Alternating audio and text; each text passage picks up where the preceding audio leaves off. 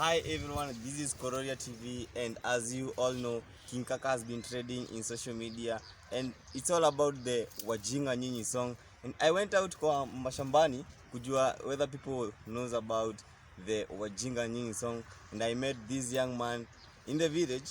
He will be explaining to us kama wamejua Wajinga Nyinyi song. Itakuwaje? Ishakuwa baba. Maybe you can tell us all about the Wajinga Nyinyi song. Chinani sisi kama washamba tunaelewa hii song Wajinga Nyinyi #Wajinga sisi. And it's a controversial song, but according to our analysis we have some summaries. First, there's this issue of graduates. Those guys who are given help. Most of us we thought that help is going to help. But now they are saying that help is help. And that is something we are not understanding. Because they are saying that they are going to gazette our facials and our images on the newspaper. Let me ask you a simple question. Now, I was 20 years old when I graduated. Now I am 45. Will they know whether it's my real face? I have changed. That is one mistake. Secondly, they told us that they are going to give us work. Now, kazi yangu ni kutafuta kazi. Bado mpaka sasa natafuta kazi. Hiyo ndio kazi walikuwa wananiambia.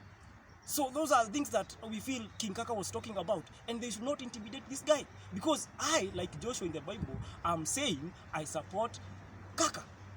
And something else, there is also the issue of police houses. You see, their houses, they have curtains. Now imagine you have a friend and his wife is coming along. Now tell me, what is going to happen? Because now there is no wall, you have a curtain. That is intimidation. And this guy is talking about these issues very, very, very, very well. The issue of this guy from Kiambu, I don't know the guy, but he's very good in English. Because he said, if you ask him, why did you do this? He'll tell you, it's not my wedding. Yani, what? Now, what is that now? Actually, and he has a daughter who is having 100 million in the account. And like daughter, like father. The daughter will say, I would like to thank my mom, my dad, and finally, my parents. Now, how is that going to happen? There is also the issue of women rapists. No, sorry. Women representatives. You see, these women representatives are... See, you know, these guys, they are going back to down. They're down. Yes, they're coming down. Oh, that is a very good... You see, now, that is fueling. They are doing something called fueling. And that is taxpayers' money. I know they are doing something good. Security-wise, they are doing something good. There is the issue of football. You see, our teams have been playing very, very well. And one thing that have happened, they slept in the airport, and that made them to win. You see, we are using our challenges as stepping stone to win, and I like that. So me, I stand with the King Kaka, me, my family, and everyone else. You see, now in the Mashamba here, there is something we call Doma. This one is called Doma, and there is something that you have to do every time that you come here. There is this woman from Kirinyaga. I don't know this woman is called Waigoro. Yes, Waigoro. You see, I would like to correct that woman, because when it comes to poetry, you have to understand there is the inner meaning and the outer meaning. So there is the deeper meaning. It's not what we hear and what we read is the meaning of the same poet. It's actually about the inner meaning. And I like the poet because the poet was about questions. Swali, nauliza. It was about questions. So it's not about saying that it's you. After all, if I remember very well, there is a part that says she's in the Ofe. Ofe is not an office, let me mind you. Ofe is not an office. Because according to Mashinani, you don't understand what is Ofe. So that's why we are saying King Kaka is correct.